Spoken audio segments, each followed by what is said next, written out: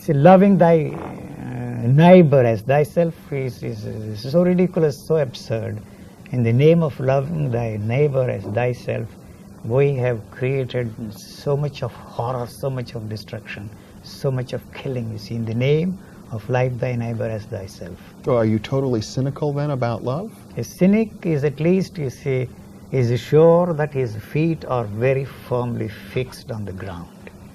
And it is the way out, you see, the cop out for the other man to call me a cynic because he doesn't want to accept the fact that really there is no love between these two individuals. What do I get out of this relationship?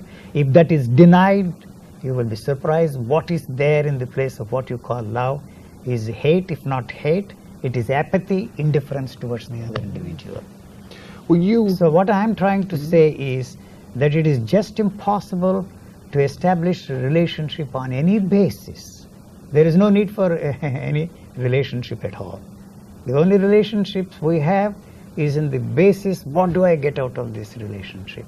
Who wants relationship? A person who is lonely, who is lost. He wants to fill his emptiness. He wants to fill his void.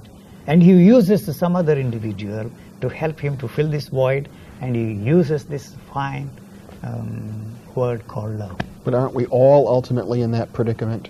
We all are in that predicament. We are not honest enough to admit that we use some other individual to fill this emptiness, to fill this void, and to fill this loneliness. So we are using other individuals and put this fancy label, it is a loving relationship.